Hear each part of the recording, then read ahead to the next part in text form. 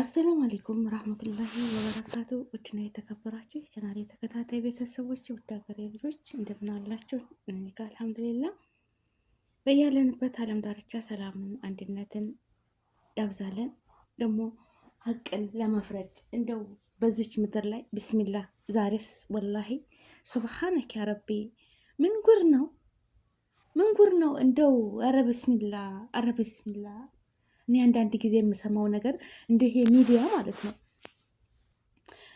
በቃ ማድሬ የእናት ልጅ ማለት ነው። የእናት ልጅ ማንኛችንም ብንሆን አንድ ልጅ እኳ ስንወልድ አንድ አድርገነው ቀረን። ለልጅ ወንድም ወይም እህት መከታ ያስፈልገዋል። አንድ ብቻውን ለምን ብለን እንመኛለን ሁላችንም። ይሄ በየቤቱ ያለ ነው። አንድ ልጅ ካላችሁ አንድ ብቻ ሆኖ ቀረብኝ፣ ላዚም 2 ወይ 3 መሆን አለባቸው። መከታ ወንድም እኮ መከታ ነው።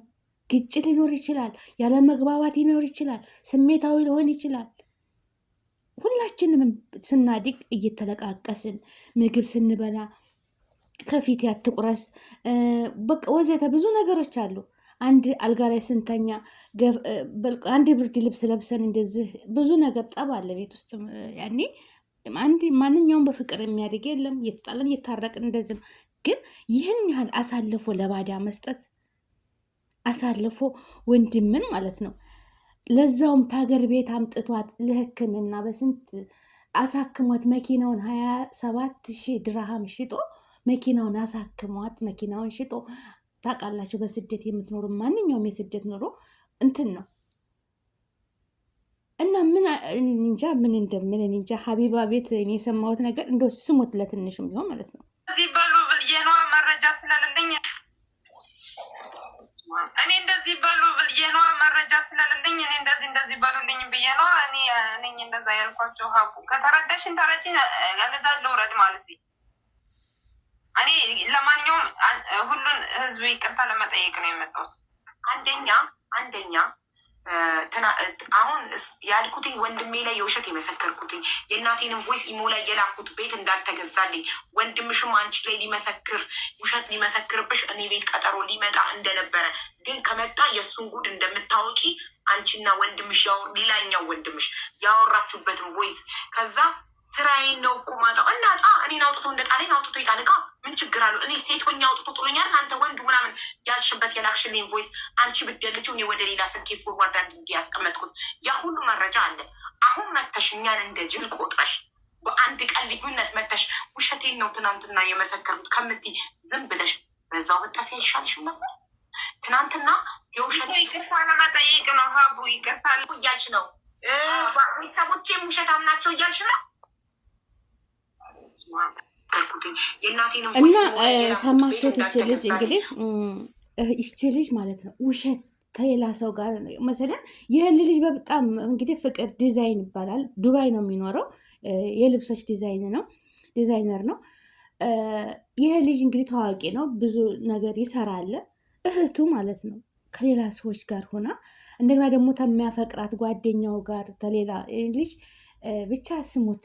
እንደው ሀቢባ ቤት ሄዳችሁ ማለት ነው። አረ የሀገራችን ህዝብ ምንድን ነው ደግሞ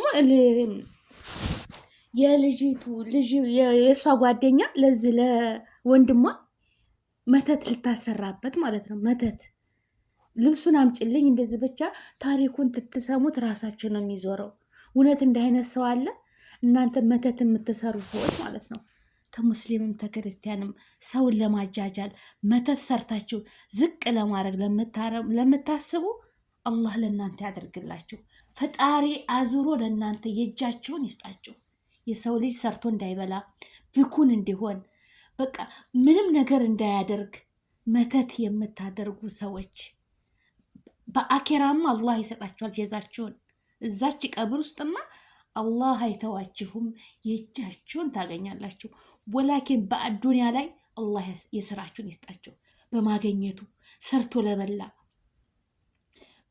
በብዙ ነገር በቃ ያንን ሰው እስረኛ ጅል በቃ ሁሉን ነገር ጥሎ ከቤተሰቡ ውጭ አስፋልት ላይ እንዲተኛ ልብሱን እንዲጥል የምትጥሩ ሰዎች ምንም አይደበረላችሁ፣ ብትሰሩትም አይቋጠርላችሁ።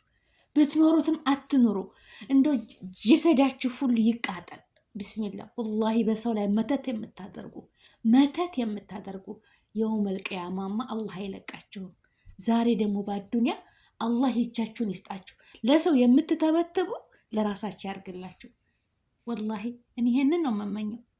በሰው ልጅ ለፍቶ ላቡን ጠብ አድርጎ ስንት ኳትኖ ላገኛት ሰንቲም ለዚች ለአዱንያ ለጭር ጊዜ ህይወቱ አይናችሁ በርበሬ የሚመስል ማለት ነው።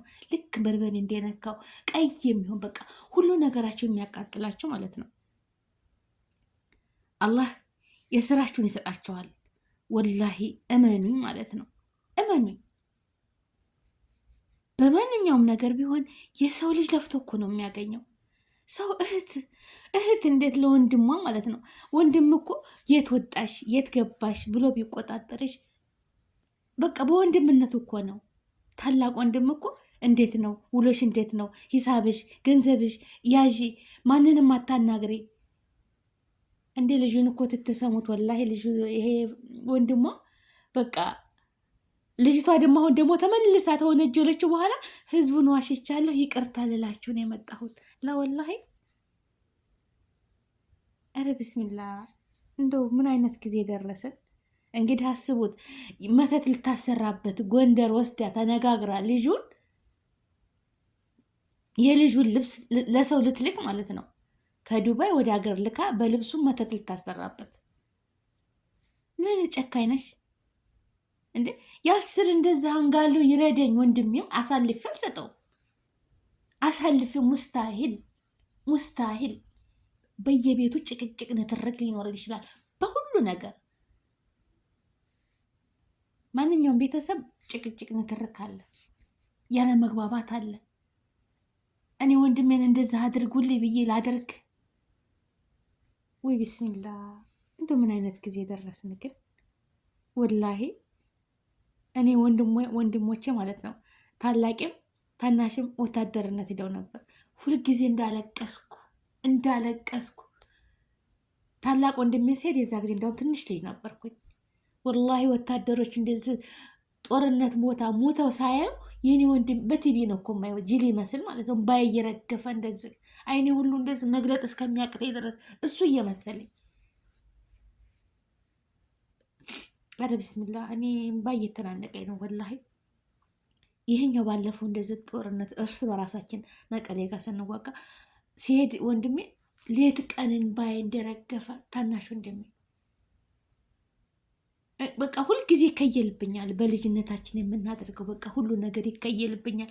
ምንህን መተው ይሆን ርቦ ይሆን ጠምቶ ይሆን በቃ ምንም የማያሳስበኝ ነገር የለም። በቃ እጨነቃለሁ፣ አለቅሳለሁ። እንዴ ለእኔ እኮ የሚጠቅሙኝ ነገር ምንም ነገር ያለ አላገኝም ተወንድሞቼ ማለት ነው። ግን ይኖሩ ወንድም ምንም ቢሆን ብናገባም ብንወልድም ብንሄድም ብንጣላም አንድ ነገር ስንሆን ወንድማችሁ ጋር አበድን አትለያዩ። ከቤተሰብ ጋር ወጣም ወረድም ቤተሰብ ነው። የትም አንራራቅ። እንግዲህ አግብታችሁ ልትለያዩ ትችላላችሁ። እሱ ባልሽ ሌላ ህይወት ይጀምራል፣ አንቺም ሌላ ህይወት ትጀምሪያለሽ። በቃ አለቀ። ተተለያያችሁ የት ደረሰች ብሎ ምንም አይጠይቅ። ግን ልጅ ካላችሁ በልጃችሁ ምክንያት ልትገናኙ ትችላላችሁ። ቤተሰብ ነው። የባልሽንም ቤተሰቦች ማክበር አለብሽ። የእሱንም ቤተሰቦች ባልሽም ያንቺን ቤተሰቦች ማክበር አለበት። ከዛ የተረፈ ግን አሳልፈሽ ይህን ያህል እንደገና ደግሞ ለህዝቡ ይህም ሁሉ ያደረግኩት ውሸቴን ነው ይቅርታ። ለወንድምሽ ግን እንደው የወጋ ቢረሳ የተወጋ ይረሳ አለ ያገሬ ሰው። አንቺ ብትረሽ እኮ እሱ ምንድን ያው በደል ወንድም ስለሆነ ሊረሳ ይችላል። ግን እኔ እንጃ እንደው መጥፎ ነገር ባትነጋገሩ። እና ደግሞ በሚዲያ ላይ ዛሬ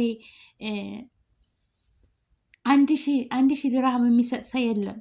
እህት የብሎት ሀገር አምጥቶ አሳክሞሽ መኪናውን ሽጦ ለቤተሰብ ብዙ። አንቺ ግን ገና ልጅ ስለሆንሽ እኔ እንጃ ሙምኪን ልጅ ስለሆንሽ ሙራሃቅ የሚባላለ ገና ወጣትነት በቃ ምንም ነገር አላለ።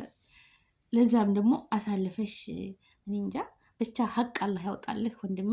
በጣም ያሳዘነኝ ልጁ በጣም ትግስቱ ምኑ ማሻላ ባረከላ አላህ ይጠብቅህ። ወንድሟ ግን በጣም ጥበብ ያለው አስተዋይ፣ እሱን ዝቅ ለማድረግ ድርጅቱን ዝቅ ለማድረግ በቃ ከፍ ያለ ሰው በቃ እንድንትን ለመጣል የምትጥሩ ሰዎች አላህን ፍሩ፣ ፈጣሪያችሁን ፍሩ። እሱ ጥሮ ግሮ ነው በጉብዝና ነው ይሄንን ንብረት የሚያመጣው እንጂ ቁጭ ብሎ አይደለም። ሰው ልጅ ስለተቀየረ እናንተ አይናችሁ በቃ አይቅላ፣ ሰርታችሁ ተቀየሩ እናንተም። እሱም ሰርቶ ሌት ተቀን ሰርቶ ነው ቤተሰቡን ራሱን የሚቀይረው። ለምን አገኘ ለምን እናክስረው ስሙን እናበላሸው ብላችሁ ሰው አትጣሩ። አላህ ልቦና ይስጠን፣ አላህ ልቦና ይስጠን። አሁንም አላህ ልቦና ይስጠን። አሰላሙ አለይኩም።